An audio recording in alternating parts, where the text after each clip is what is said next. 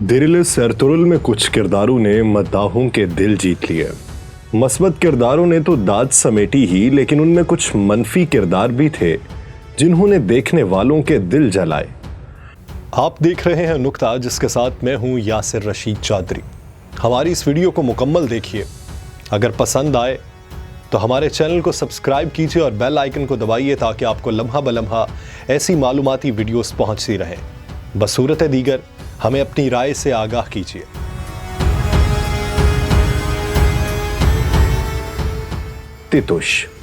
तितुश ईसाई टेम्पलर्स का सरदार था। ये सलीबी अनातोलिया में सल्जूक हुकूमत को कमजोर करने की साजिशें बुन रहे थे। अयूबी सल्तनत की सरहद पर मौजूद ये सलीबी मुसलमानों को आपस में लड़वाकर अपने मज़मूम मकासद हासिल करना चाहते थे। तितुश भी इन्हीं सरगर्मियों में मुलव्वस था, लेकिन फिर एर्तुरुल गाजी के हाथों उसका भाई मारा गया।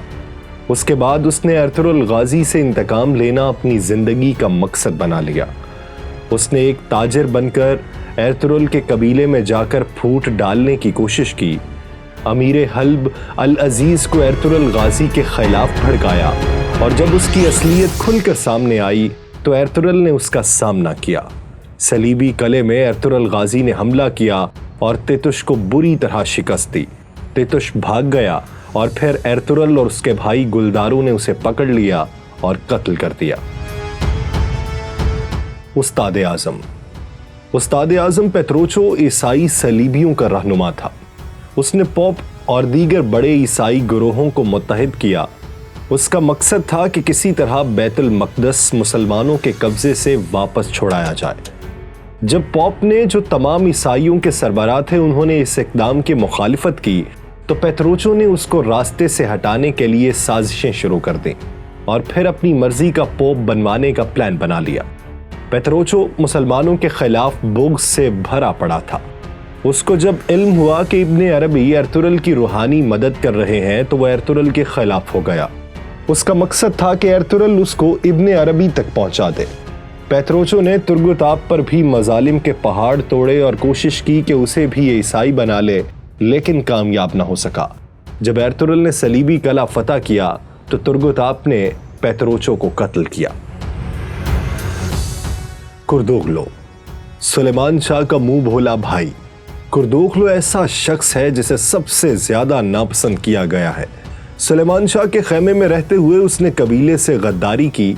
कुर्दोगलो का मकसद कबीले की सरदारी हासिल करना था, लेकिन अपनी तमाम तर कमीनगियों के बावजूद वो इस मकसद में कामयाब ना हो सका। उसने पहले सल्जूक गद्दार कारा तोइगर का सहारा लिया, लेकिन वहां से नाकामी के बाद ईसाई सलीबियों और उस्ताद आजम के हाथ की कठपुतली बन गया। उसने कई मर्तबा कोशिश की कि सुलेमान शाह को मार दे। उसमें नाकाम होने के बाद एर्तुरुल गाजी के भाई गुलदारों को भड़काया और उसे सरदारी हासिल करने के लिए उकसाता रहा, लेकिन वो उसमें भी कामयाब ना हो सका। एर्तुरुल गाजी को जब अपने चचा की गद्दारियों का इल्म हुआ तो उन्होंने अपने हाथ से इस गद्दार का सर कलम किया और कबीले को इस नहूसत से निजात दिलाई। सादतीन कोपेक, किसी भी रियासत की तबाही में मरकजी किरदार गद्दार ही अदा करते रहे हैं। उन्हीं गद्दारों में कुर्दोगलो जैसे लोग मौजूद थे, लेकिन वो सिर्फ एक कबीले का गद्दार था। जबकि रियासत का सबसे अहम वजीर ही जब गद्दार हो तो उस रियासत की तबाही नागुज़ीर हो जाती है। सादतीन कोपेक सल्जूक सल्तनत का सबसे अहम अमीर था। उसने सल्जूक तख्त हासिल करने के लिए सुल्तान अलाउद्दीन कैकुबाद के साथ गद्दारी की। उसके तख्त पर काबिज होने में एक ही रुकावट थी और वो थे एर्तुरुल गाजी। उसने एर्तुरुल गाजी को रास्ते से हटाने की बहुत कोशिश की, लेकिन किसी तार कामयाब ना हो सका। उसने सुल्तान को कत्ल किया, तुर्गत की बीवी एस्लाहान खातून को कत्ल किया और बहुत सी ऐसी साजिशें की जिससे एर्तुरुल गाजी को बहुत नुकसान पहुंचा। सुल्तान गयासुद्दीन के खसरो सानी ने उसकी साजिशों का सद्देबाब करने के लिए उसे कत्ल करवा दिया। नौयान, एर्तुरुल का सबसे बड़ा दुश्मन जिसकी बहादुरी की तारीफ एर्तुरुल ने भी की। नौयान मंगोल कमांडर था जिसे ओक्ताई खान ने अनातोलिया फतह करने के लिए भेजा था। उसने अनातोलिया पर हमला किया, लेकिन कूनिया पर कब्जा न कर सका। لیکن منگولوں کی جنگی حکمت عملی تھی کہ وہ کسی علاقے پر حملہ کرتے تھے تو پہلے وہاں اپنی دہشت پہنچاتے تھے۔ اس کے لیے وہ اس علاقے میں موجود آبادیوں پر حملہ کرتے تھے اور سارے کے سارے قبیلے کو تباہ کر دیتے تھے۔ نویان نے بھی یہی کیا اور اناطولیہ میں موجود چھوٹے بڑے قبائل پر حملے شروع کر دیے۔ اسی دوران اس نے کائی قبیلے پر بھی حملہ کیا اور سارے قبیلے تباہ کر دیے۔ بچے ہوئے لوگ چھپتے چھپاتے دودرگا قبیلے پہنچے۔ ایرتغرل غازی کو بھی نویان نے قید کیا لیکن وہ وہاں سے بھاگ نکلا۔ نویان نے ایرتغرل کو جتنا نقصان پہنچایا اتنا شاید ہی کسی دشمن نے پہنچایا ہو۔ اس نے ایرتغرل کے ماموزاد تیمور کو اور اس کی بیوی روشنی کو بھی قتل کیا۔ ایرتغرل غازی نے بھی مشکل سے اس سے جان چھڑائی۔ جب ایرتغرل غازی اوکتائی خان کے پاس گئے تو نویان ان کے ساتھ تھا، اور اوکتائی خان کے وفات کے بعد نویان نے کوشش کی کہ ایرتغرل کو شہید کر دے، لیکن ایرتغرل غازی اس سے بچ کر واپس کونیا آ گئے۔ یہ نویان ہی تھا جس نے کوسے ڈاگ کی جنگ میں سلجوکیان روم کو شکست دے کر اناطولیہ پر قبضہ کر لیا تھا۔ گمستکن بے سلجوک امیر سادتین کا خاص آدمی تھا۔ اردو ٹرانسلیشن میں اس کا نام مہردین بلایا جاتا ہے۔ دودرگا قبیلے کے سردار کورکت بے کی بیوی آیتولن اس کی بہن تھی۔ اس عورت نے کورکت بے کو مکمل طور پر اپنے جال میں جکڑا ہوا تھا۔ گمستکن بے کی بیٹی گونچا گل خاتون ایرتغرل غازی کے بھائی گلدارو سے شادی کرنا چاہتی تھی۔ ان کا مقصد دودرگا اور کائی قبیلے پر قبضہ کرنا تھا۔ گمستکن کو امیر سادتین نے یہ ذمہ داری سونپی تھی کہ وہ کائی قبیلے میں پھوٹ پیدا کرے تاکہ ایرتغرل سے نجات مل سکے۔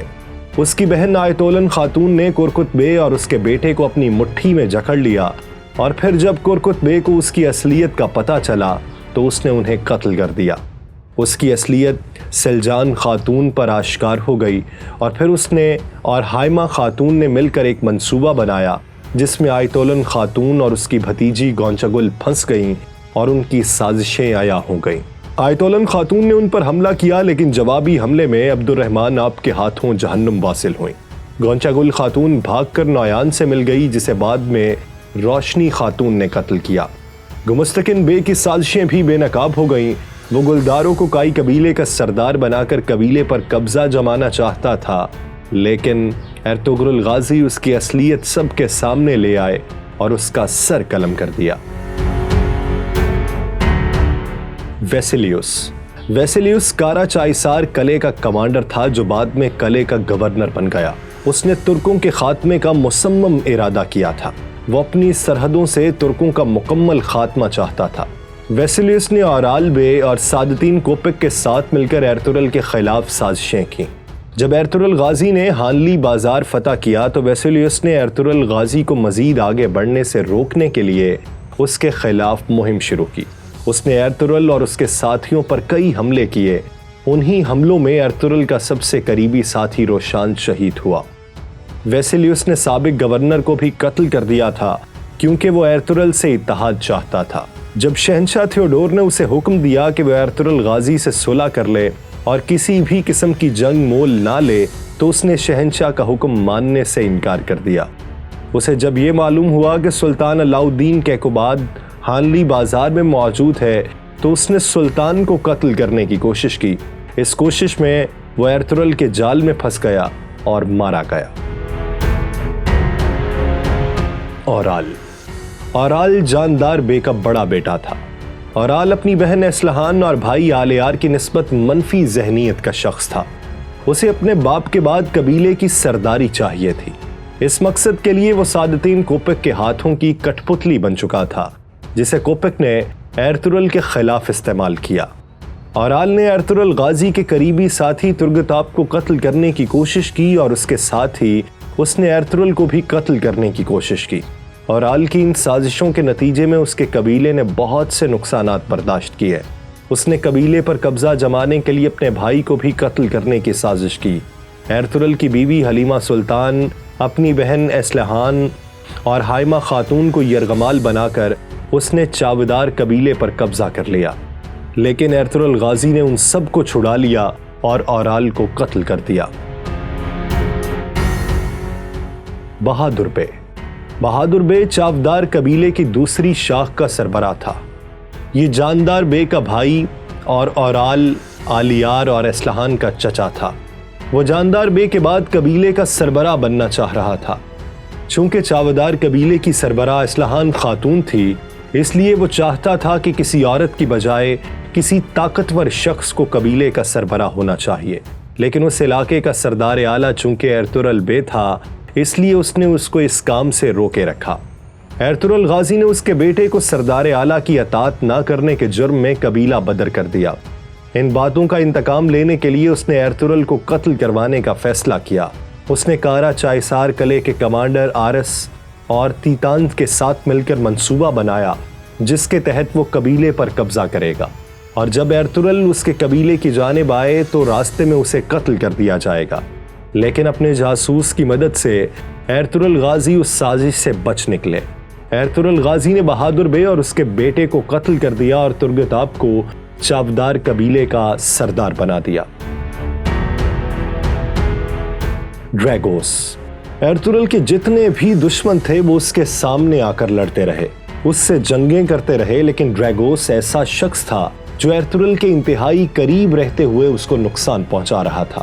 سوگوت میں زانگوچ یعنی کلیسا کی گھنٹی بجانے والا بن کر رہنے والا کمانڈر ڈریگوس ارطغرل کا سوگوت میں سب سے بڑا دشمن تھا۔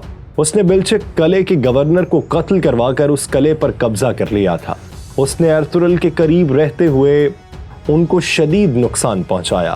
ڈریگوس کی سازشوں کا شکار ہو کر ارطغرل غازی اپنے قریبی ساتھی بامسی آپ سے بھی ناراض ہو گئے، لیکن وہ ڈریگوس کو بے نقاب نہ کر سکے۔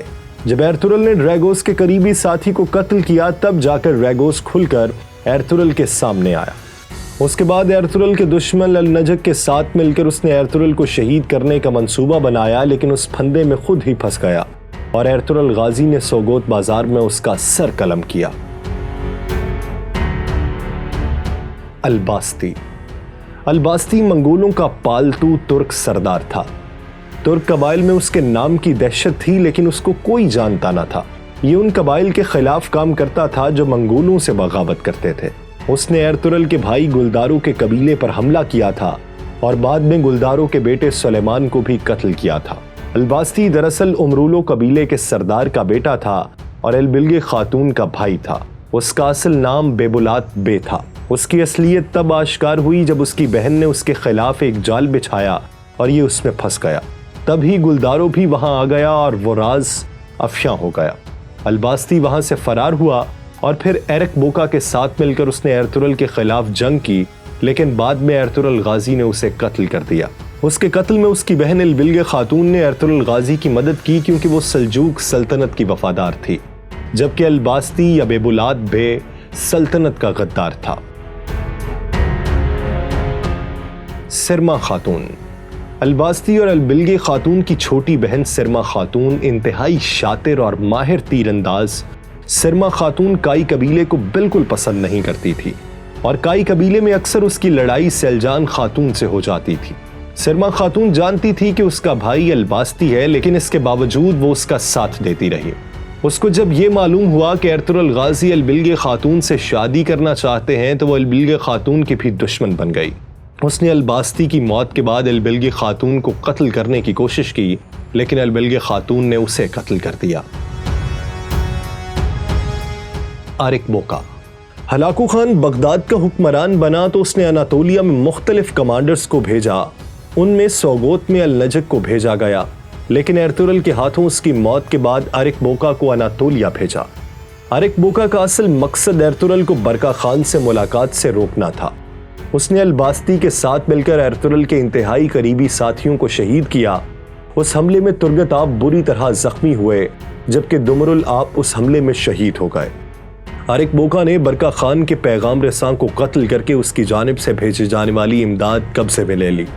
جب ارطغرل غازی برقا خان سے ملنے گئے تو آرک بوکا اس کے پیچھے گیا۔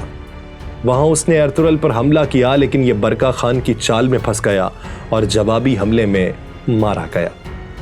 ناظرین، اگر آپ اس طرح کی مزید ویڈیوز دیکھنا چاہتے ہیں اور تاریخ پر نظر رکھنا چاہتے ہیں تو کمنٹ سیکشن میں ہمیں اپنی رائے سے آگاہ کیجیے۔